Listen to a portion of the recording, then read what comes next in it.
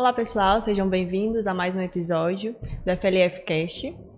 Nós estamos aqui hoje, eu sou a Acla Gama, acadêmica do curso de enfermagem da Faculdade Luciano Feijão. Estou aqui juntamente com a minha colega Ingrid. Somos membros do grupo de estudo em saúde materno-infantil, orientado pela professora Daniele Dávila. E hoje nós vamos falar um pouco sobre maio e mães atípicas, dialogar sobre desafios e superações da maternidade atípica, tendo em vista que o mês de abril é o Abril Azul, mês da conscientização sobre o autismo, e o mês de maio é em referência às mães, né? Então a gente resolveu pontuar um pouco sobre esse assunto, visto a relevância e a falta de diálogo sobre essa temática dentro dos ambientes acadêmicos, dos ambientes educacionais e nas mídias sociais mesmo. Oi pessoal, eu sou Ingrid, acadêmica de enfermagem do 6º semestre aqui da Faculdade Luciano Feijão e sou membro também do grupo de estudo GESME, que é um grupo voltado à saúde materna e infantil. E hoje a gente está aqui com a nossa convidada Rayane. Muito obrigada pela sua disponibilidade de participar desse podcast com a gente hoje. E em forma de agradecimento, a faculdade oferece esse pequeno mimo para você. Obrigada, meninas. Rayane, você pode começar falando um pouco da sua história, tá certo? Sobre o seu filho, pode ficar à vontade. Oi, meninas, como vocês falaram, eu quero agradecer pelo convite, né, o momento partilhar essas ideias, partilhar um tema que ainda hoje é difícil de se conversar, muitas pessoas têm vergonha, e acho muito importante esse momento aqui na faculdade, né. Como vocês falaram, sou Rayane, sou de Varjota. Eu sou técnica de enfermagem, graduanda da Faculdade Luciano Feijão também. Sou mãe do Heitor. O Heitor, ele tem 4 anos. Com 4 anos foi diagnosticado com TEA, né, transtorno do espectro autista. E desde então a gente começou essa trajetória, né? Foi recente, foi no finalzinho do ano passado. E aí a gente está começando os momentos mesmo a partir desse ano. Rayane, você pode falar para a gente como foi o processo de diagnóstico, né? Como foi a descoberta do Heitor? Bem, o Heitor, com 2 anos, ele apresentava sinais, e esses sinais a gente achava comum, né? Que era da idade, que na época da pandemia realmente a criança estava com esse atraso, estava com dificuldade de interação social pelo o lockdown, né, tudo fechado. Ele não frequentava a escola ainda no momento, mas com 2 anos a gente já percebia na fala. O falar do Heitor não era o ideal para uma criança de 2 anos. E aí a gente buscou uma ajuda de um pediatra, e aí esse pediatra ele realizou uma avaliação. Nessa avaliação tinha lá os critérios e quesitos, e o Heitor ele atingiu um padrão de referência para eles adequado, que o Heitor não teria nada de diferente, que o Heitor ele estava atrasado na fala, porém era do momento, da situação que estávamos vivendo naquele ano, né? E aí a gente deixou para lá. E a gente buscou a ajuda de... Aí a gente sempre escuta familiares, escuta conhecidos, compara com outras crianças, né? E aí a gente escutava as pessoas mais velhas. Cada criança tem seu tempo, cada criança tem sua hora, não se preocupa que vai falar. Tem um primo meu que falou com 4 anos, é normal. E aí a gente ficou nisso. Mas aí o Heitor, ele entrou na escola. E com esse entrar na escola, aí a gente começa realmente as comparações, que as crianças da idade dele eram mais desenvolvidas do que ele. Mas não em relação a não querer estar com as outras crianças, em relação à comunicação mesmo. Que ele tem uma dificuldade na interação social, mas nem tanto. Ele não sabe chegar na criança, mas querer interagir, querer partilhar, ele tem interesse, né? Você pode nos falar sobre qual grau, como que você conseguiu identificar isso, como é que você lida com isso hoje? O Heitor, ele foi diagnosticado, a gente conseguiu fechar o diagnóstico dele com nível 1 de suporte, né? Que pela pediatria é o mais leve. Por isso que foi um pouco tardio esse diagnóstico dele, porque o recomendado, a criança tem que ser diagnosticada até 2 anos, né, de 2 a 3 anos, porque é nessa fase que a criança apresenta sinais alarmantes, né, de características. E o dele foi com 4. E aí a gente fechou o diagnóstico nível 1, e as características dele era fala. Depois que a gente entra no assunto, realmente, a gente percebe que ele tem uma estereotipia, um pouco de seletividade alimentar. E daí a gente vai conhecendo e vai identificando, vai trabalhando, vai melhorando. Rayane, teve um momento assim que você, não, eu preciso ir atrás de ajuda para o meu filho? Sim, teve.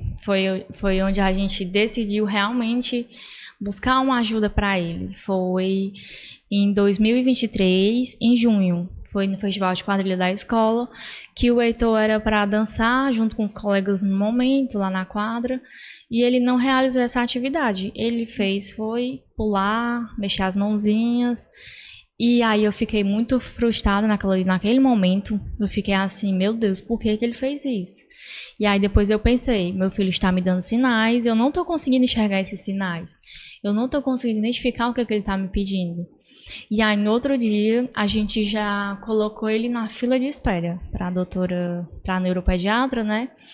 Porque realmente demora pela alta demanda de hoje em dia, né? Por mais que seja consultas privadas, a gente fica na fila de espera sim, porque muitos pais hoje relatam muito tempo esperando no SUS, né? Na rede pública. E eu disse, não, meu filho, no privado a gente pena também. Você acha que só porque é privado é fácil? Não. Eu tenho alguns primos que eles têm diagnóstico fechado e eles foram diagnosticados cedo porque têm níveis mais altos também, né? Apresentaram estereotipias mais cedo, mais dificuldade para falar. E realmente, na fala dos meus familiares, né, dos pais, eles têm é repetitivo isso de que independente se é no sistema público ou no sistema privado, né? De qualquer forma, tem uma dificuldade. Inclusive, como eu sou mais do interior, né, da região centro-sul do estado, lá ainda, aqui que é uma metrópole, imagina, aqui que é uma metrópole, tem essa dificuldade, né, para a região. Lá é que tem mesmo a dificuldade de profissionais mesmo. Um neuropediatra, ele é para muitos municípios, então é um no semestre, aqui é uma consulta no semestre no público, né? E no privado ele também tem uma alta demanda, então acaba sendo bem dificultoso. Isso é uma realidade minha também, né? Como mãe atípica, que eu passei já desde 2022, a gente tentava a consulta. Só que aí, como eu citei, a gente diz é normal, né? Então a gente não vai em busca realmente dessa ajuda. E aí, em 2023, eu ainda passei 3 meses na lista de espera. E foi assim, todos os dias eu mandava uma mensagem para o consultório e dizia, já surgiu uma vaga? Tem alguma desistência? Meu filho está necessitando dessa consulta. Eu humilhava, eu botava lá embaixo mesmo, mas assim, meu filho está precisando da ajuda da profissional. E aí ela dizia, calma, vai dar certo. E aí nisso a gente passou 3 meses. E não só da neuropediatra, a fonoaudiologia, até então no meu município não tinha privado. Essa semana foi que eu vi uma clínica lá da minha cidade postando que agora vai iniciar os atendimentos fonoaudiólogos. E isso privado, porque realmente pelo SUS é um pouco complicado. Porém, na minha cidade, né, o prefeito ele investiu lá num núcleo, que o núcleo ele vai receber essas crianças, que é especificamente para a TEA, né? Núcleo da Criança Autista, que lá eles estão disponibilizando os profissionais especializados e capacitados para atender essas crianças semanalmente, né? Mas no momento não conseguiram ainda uma terapeuta ocupacional, porque realmente é difícil. Muitas pessoas não entendem que não é porque não querem, é porque não conseguem. A fonoaudiologia ela é de outra cidade, ela vai atender lá apenas, acho que 2 vezes na semana. E aí, graças a Deus, o Heitor conseguiu essa vaga lá, tá fazendo acompanhamento semanal. E não só para ele, para as outras crianças também, porque a gente sabe que essas especialidades, ela requer um recurso financeiro altíssimo, né? Porque o recomendado é que sua criança faça uma terapia uma vez por semana. E sabemos que não tem pais que têm condições de pagar essa terapia uma vez por semana. É uma vez de semana de fonoaudiologia, uma vez de semana terapeuta ocupacional, uma vez por semana uma psicóloga, uma psicopedagoga. E não tem como. Mas aí lá na minha cidade tem um núcleo que disponibiliza agora esses profissionais. E eu acho assim de tamanha importância para essas crianças que estão necessitando desse acompanhamento. E também recentemente eu descobri também que o Heitor pode participar da PAI, né? Que lá eles desenvolvem tanto atividades cognitivas como tentar facilitar a interação social, que é o mais para eles interagir entre eles realmente, né? Conviver com outras crianças que têm o mesmo transtorno, conviver com criança da mesma idade, frequentar aquele ambiente, partilhar. E para mim tá sendo mais fácil. Ele chega tão cansado que chega em casa ele já dorme. Como é a aceitação? Ele aceita bem as terapias? Aceita. Né? Quando ele se dá, ele gosta mesmo. Ele é uma pessoa muito aberta, ele se dá com todo mundo e com todos. E aí, no primeiro dia da PAI, eu fiquei com receio de deixar ele lá, realmente, né? Porque era um ambiente novo pra mim. Eu estranhei, ele não. E aí, eu disse assim, meu Deus, será que vai dar certo? Eu ficava toda hora naquilo. E eu não tinha nenhum telefone, assim, de referência pra me ligar, mandar uma mensagem, né? E aí, eu ficava, que hora é? Será que tá dando certo? Né? Demais. A gente fica preocupada. Como é que ele tá naquele momento? Será que ele tá chorando, não conseguiu comer e ninguém me avisou nada, né? A gente fica preocupado. Isso é da maternidade, não é da atipicidade, né? Toda mãe eu acho que é assim, realmente. A gente sabe, assim, Rayane, que você, como mãe, né, de uma criança atípica, você tem algumas dificuldades. E teve algum momento, assim, de maior dificuldade que você passou? Maior dificuldade, eu acredito que a adaptação dele escolar, né? Que foi e está sendo ainda um pouco difícil. A socialização com as outras crianças, que por mais que na escola eles tentem fazer a inclusão de todas as formas, né? Na salinha deles são 4 com ele, são 3 crianças com TEA, 4 com ele. E lá, a escola, eles não estavam realmente assim preparados para receber essas crianças. Mas eles agora desenvolveram várias técnicas e atividades para tentar incluir aquelas crianças em todos os momentos da escola.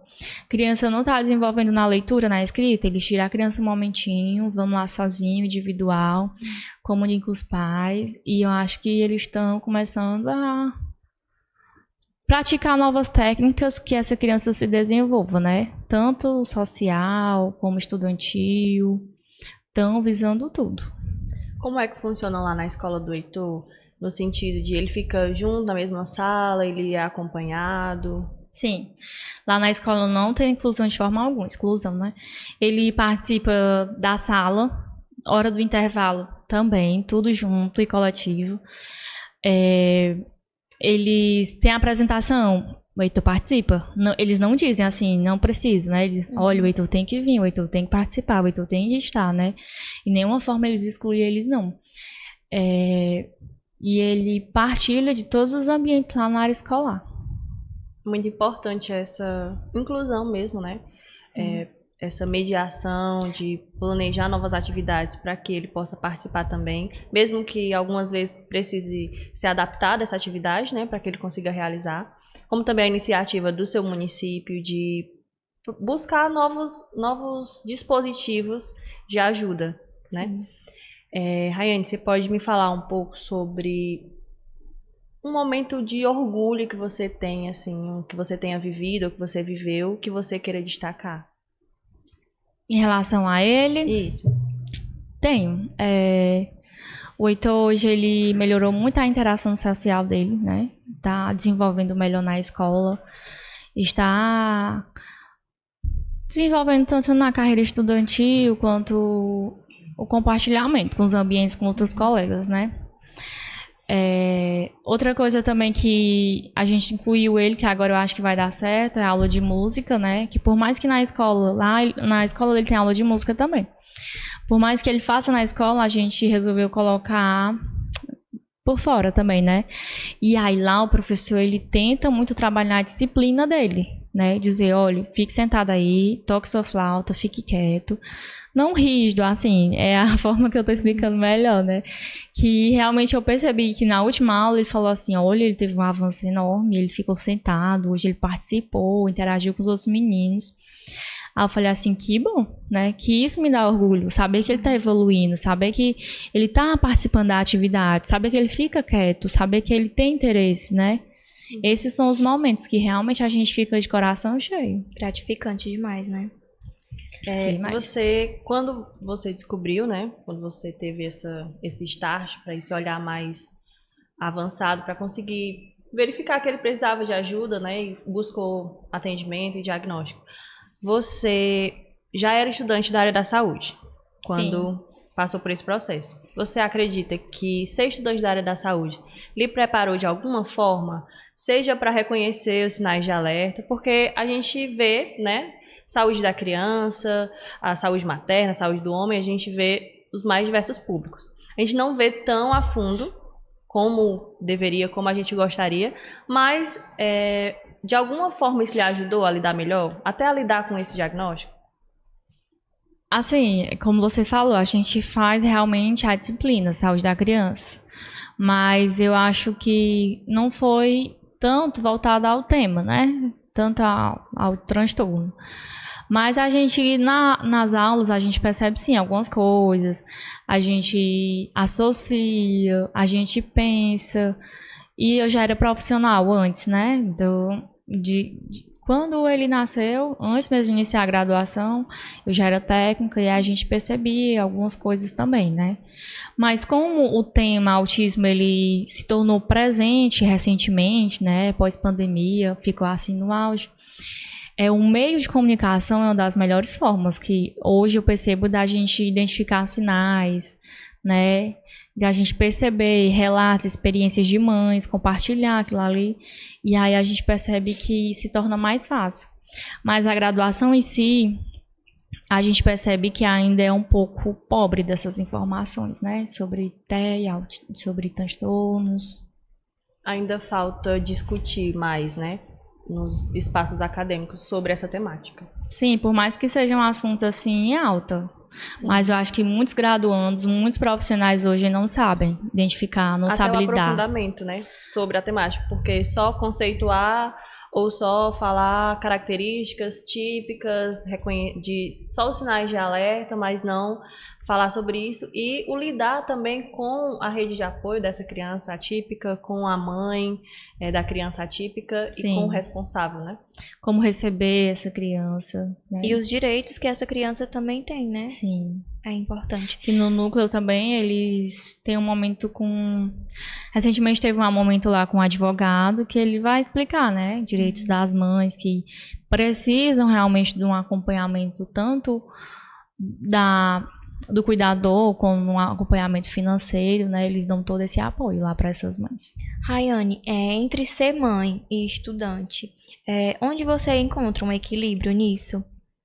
Bem, o meu equilíbrio é apoio familiar, né? Minha estrutura, equilíbrio de tudo hoje é o pai do Heitor, Guilherme, né? Meu esposo e companheiro. A gente, quando recebeu esse diagnóstico, ele aceitou, ele já estava preparado, a gente discutia esse tema, porque conheço casais hoje que só a mãe aceita, pai não. Porque é um tema assim, ai, meu filho tem autismo, ele é doido, mongoloide, né? São assuntos que ainda temos muito preconceito na sociedade. E o pai do Heitor não, ele aceitou, ele disse, olha, vamos procurar ajuda, vamos levar nosso filho para isso, não vamos ter vergonha. Às vezes a gente fala, ele diz que comenta com os amigos dele assim, o Heitor é autista? Nem parece. Aí ele fica chateado, ele diz assim, e tem cara? Autismo tem cara? Precisa estar escrito na testa dele? Não. Aí ele discute sobre isso, né? Então, minha fonte de equilíbrio hoje é o pai dele. O pai dele se disponibiliza. Como eu sou um pouco ausente na parte da manhã, que estou aqui, né? Ele se disponibiliza a ir buscar e deixar na escola. Precisei ficar no contraturno, como muitas vezes eu fico, né? Sim. Ele leva o Heitor para uma terapia, leva o Heitor para uma ajuda, leva o Heitor para um parque. Ele me apoia demais, né? E o apoio familiar também, minha mãe, meu irmão, minha sogra. Eles ajudam muito a gente nesses momentos, né? Que bom. Tanto que o mês de abril, né? O Abril Azul que é em referência à conscientização sobre o autismo, ele é justamente para a gente discorrer sobre essa temática, para a gente esclarecer que autismo não tem cara, que tem alguns sinais, tem algumas características que chamam a atenção, que a gente pode ser direcionado a esse diagnóstico, mas que não necessariamente é obrigatório que tenham todos esses, até porque é um espectro, ou seja, é um leque de variedade de diagnósticos e de formas de acontecer, né? Então, da gente conseguir ter um olhar mais abrangente para reconhecer e para lidar. Realmente não tem uma cara específica, não é tão facilmente perceptível também. Sim. Né? Rayane, como você dá um conselho que você tem para dar para outras mães em superar, né, esse grande desafio que é ter uma criança com desenvolvimento atípico? É como eu vejo muito no Instagram, né? Nós mães, a gente quando tá grávida, a gente idealiza aquela criança. Minha criança vai ser a melhor da turma, vai aprender, vai tocar, vai jogar futebol, vai... A gente realmente idealiza. E elas sempre dizem que nenhuma mãe quer um filho atípico, nenhuma mãe está preparada para receber essa criança, né? Mas eu acho que a aceitação é tudo. Se você aceita seu filho, se você diz, meu filho é capaz, meu filho consegue, meu filho vai para a escola, vai jogar, vai tocar, vai fazer tudo que eu idealizei para ele, eu aceitar como mãe, isso vai ser a fortaleza dele para estar realizando aquelas atividades. Agora, se você tem um filho atípico, você... Realmente a gente pode ter um momento de vergonha, né? Dizer, ai, só meu filho é assim, né?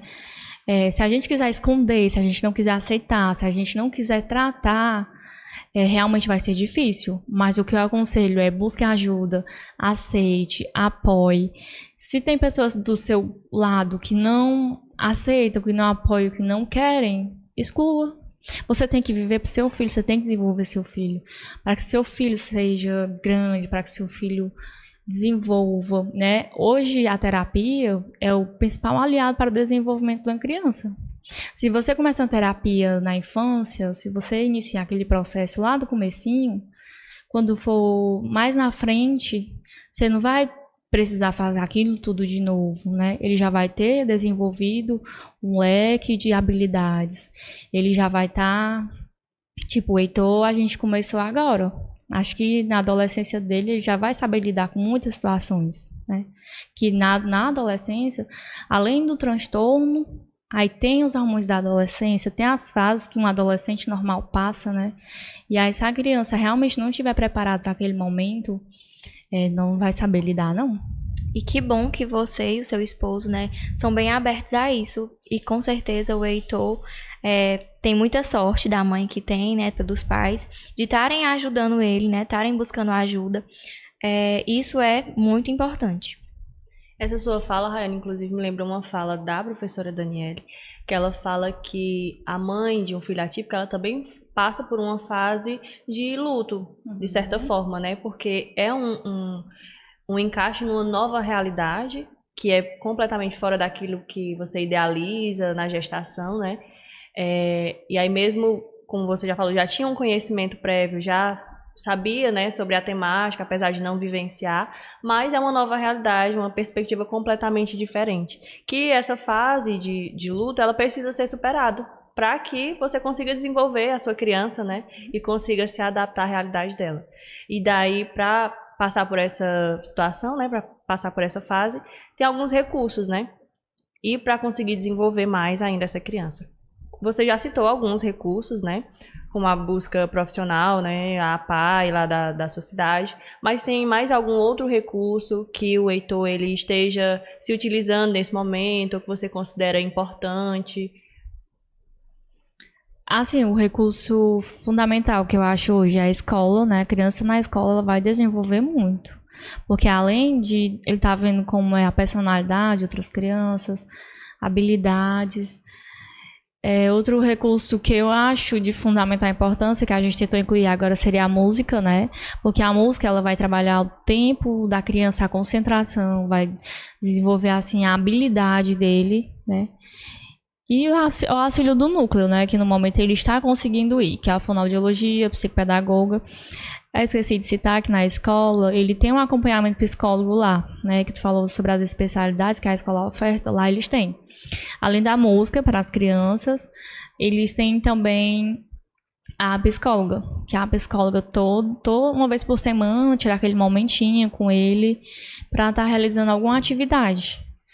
E também a diretora da escola dele agora é psicopedagoga. E aí lá ela mudou várias técnicas para tentar desenvolver mais essas crianças. Então eu acho que o conjunto de tudo vai resultar num resultado bom. Que bom. Tem algum outro profissional ou algum outro tipo de apoio que você destacaria aqui, ou você precisa que esteja mais à frente? A gente sabe, você já tinha falado da dificuldade do sistema de saúde pública conseguir disponibilizar esses recursos. Se tem algum que você gostaria de destacar, assim, deveria estar mais presente na vida do Heitor? Eu acho que um profissional... Eu acho, assim, que o principal desenvolvedor da criança é a mãe, né? Se você tem... É como a gente sempre fala nas rodas de conversa da terapia. Meu filho passa 1 hora com um profissional. As outras 23 é comigo. Se eu não tiver com ele, não desenvolver, não realizar uma atividade, deixar apenas a criança na tela, que a tela também contribui para o desenvolvimento do conhecimento infantil, né? Mas não excessivo. Eu acho que os pais, eles têm que ser o principal provedor do desenvolvimento infantil, né? Se eu tenho um pai, que eu sou um pouco ausente, né? Mas a gente sempre tenta, nos nossos momentos, tentar desenvolver ele. Tipo, o Heitor, ele tem um hiperfoco em pintura, né? O hiperfoco dele, ele ama pintar e ele passa o dia pintando. Se eu não comprar o material para pintura, eu não vou conseguir desenvolver ele, né? E aí a gente sempre tenta, tá lá em casa um monte de papel, tudo pintado, mas a intenção é essa, desenvolver ele, né? Então não adianta a gente levar uma criança para 1 hora de uma terapia e as outras 23 não auxiliar aquele momento, né? Eu até participei também recentemente de uma roda de conversa com um psicólogo, que ele cita isso, que na infância dele, a mãe dele a casa dele era cheia de letra pregada na parede, desenho, porque passava pela cozinha, que letra é essa? Ia pro quarto, que cor é essa? Se a gente não motivar essa criança, se a gente não estimular essa criança, uma terapia de 1 hora não vai dar certo, não vai funcionar. Verdade. É realmente muito importante. A utilização de diversos recursos, né? Que não necessariamente são recursos que eu precise comprar, que eu precise investir. Um investimento alto, né? O básico dá certo. Principalmente na fase dele, né? Fase de alfabetização, fase de formar sílabas. Pintura, gente. A pintura a gente acha que é só um rabisco, né? Mas pra mim, eu vejo outra coisa. Quando ele desenha as coisinhas dele bem bonitinhas. É a forma de expressar, né? Sim. E aí, quando às vezes a gente lê uma historinha, agora ele gosta muito de escutar historinhas, né? Aí ele desenha lá, os 3 porquinhos e o lobo. Aí ele desenha bem bonitinho. E, tipo, ele desenha algo que aconteceu, né? Ele tá expressando aquilo que, por mais que ele não consiga escrever, que a interpretação também ocorre de forma de tanto leitura, oralidade, como desenho, né? Ele tá lá expressando como desenho. E eu acho a coisa mais linda. Sim. Quanto a você, o seu filho faz diversos acompanhamentos, terapias e utiliza de muitos recursos, né? Mas você tem sido acompanhada? Você tem cuidado também da sua saúde? Assim, não, né? Que a gente realmente na correria do dia a dia tem pouco tempo, né? Que é trabalho, faculdade e filho, que o momento que eu tô em casa eu tento dedicar a ele. Mas, assim, o núcleo oferta, né, um acompanhamento, a pai também, um acompanhamento, mas eu acho que eu ainda não estou precisando no momento. Não é que, ai meu Deus, ela está dominando, não.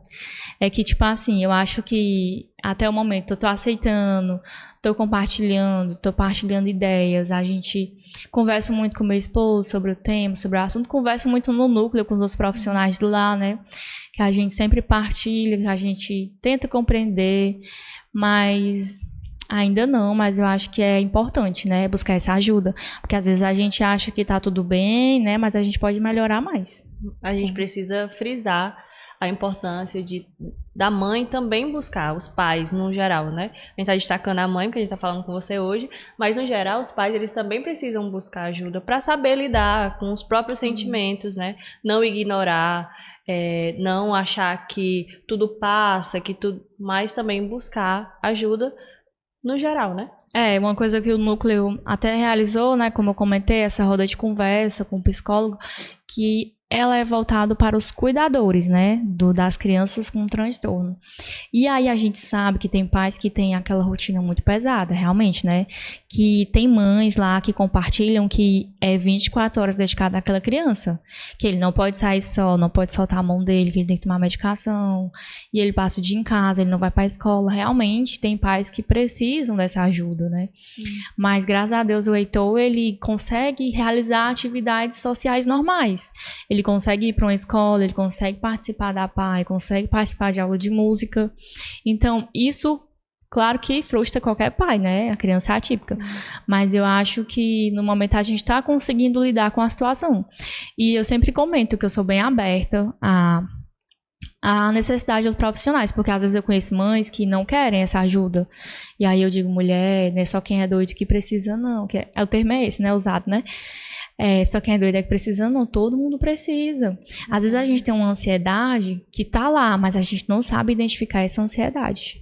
A ansiedade está presente, tem pais que relatam que não dormem, que tem aqueles momentos difíceis, preocupação, e aí a gente fecha os olhos para isso. Mas no momento eu ainda não desenvolvi essa ansiedade, aí não. Tá dando para conciliar também com os estudos, né? De forma que você consiga também se desenvolver na faculdade, né? Tá dando, né? Semestre passado consegui elevar o padrão, né? Das notas, dos trabalhos. Esse semestre também mantive. E o Heitor também tá conseguindo lá. Que bom, né? Então, Rayane, a gente queria agradecer, né? Pela sua fala, muito enriquecedora. É um tema muito importante, muito relevante e que está muito presente atualmente. Sim. E que ainda falta realmente a gente discutir mais, a gente está mais aberto a ouvir relatos como o seu e discutir mais sobre a temática. A gente agradece a sua atenção e até o próximo episódio.